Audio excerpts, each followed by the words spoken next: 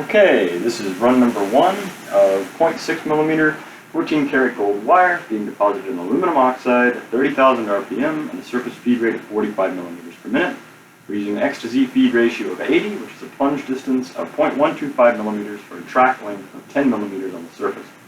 So without further ado, I'm going to start the deposition.